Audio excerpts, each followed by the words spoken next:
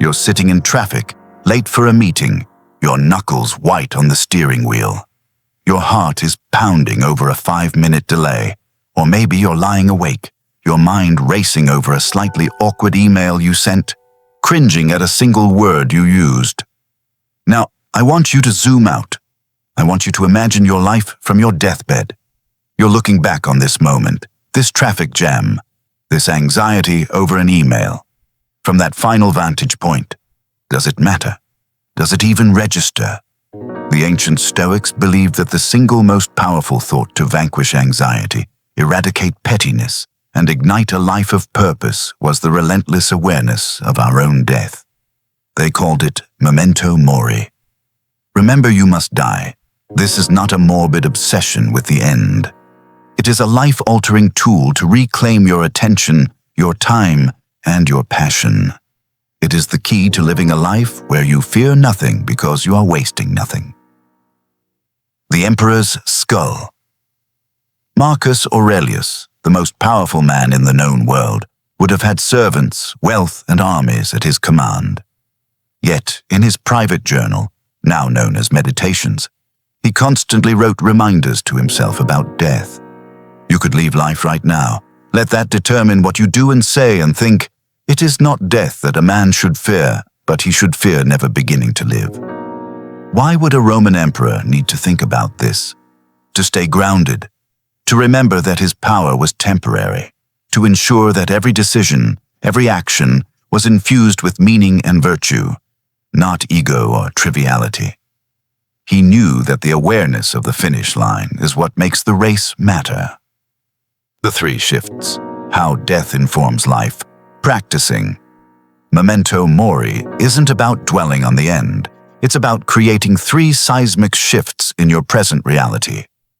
Shift 1. The annihilation of trivia. The rude comment online, the passive-aggressive note from a colleague, the jealousy over someone else's success. How do these feel when viewed through the lens of your mortality? They become absurd. They evaporate. This practice is the ultimate mental filter, stripping away everything that is not essential. It makes you immune to the noise of the world.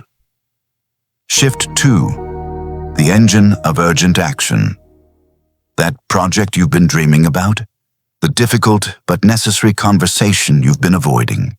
The trip you've always wanted to take? We bury these under the blanket of someday. Memento Mori sets that blanket on fire. It whispers, someday is not a day on the calendar.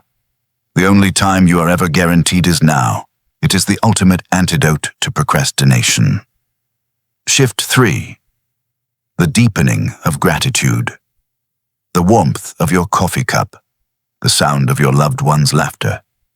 The feeling of the sun on your skin. Knowing these are temporary doesn't diminish them. It makes them sacred. When you remember that every experience is a finite gift, you stop consuming your life and start savoring it. You find awe in the ordinary.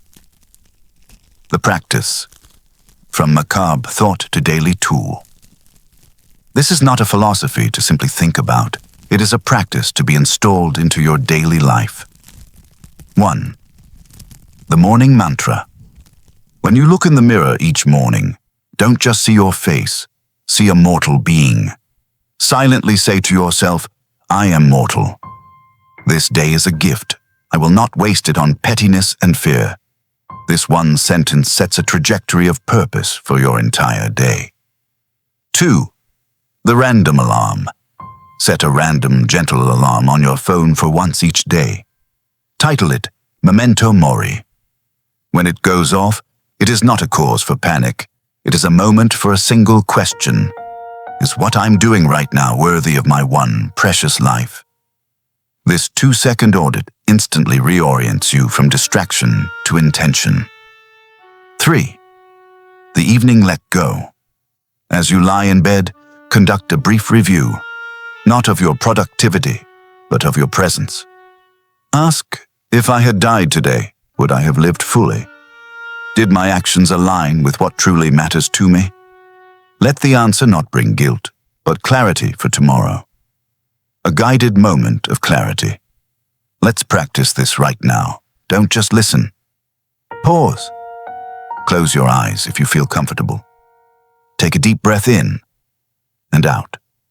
I want you to imagine your life as a single day. The dawn was your birth. The morning, your youth. The high noon sun, your prime. Now feel the sun in the sky.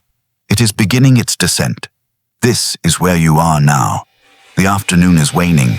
The light is golden, richer, and more beautiful precisely because it is finite. This light is your time, your remaining hours. What will you do with this golden light? Who will you share it with? What grudges, fears, or trivial worries will you finally let fade away with the approaching dusk? Feel that. That's not fear. That is focus. That is urgency. That is life, felt more deeply because you know it will not last forever. Open your eyes. You are alive. Now, go live. If you want to make this profound shift a permanent part of your life, subscribe to the channel. In our next practice, we'll take this clear-eyed awareness of reality and combine it with its ultimate partner, amor fati, the love of one's fate. We'll learn how to not only accept the terms of life, but to embrace them with passion. Hit subscribe so you don't miss it. Remember, you must die, and then proceed accordingly.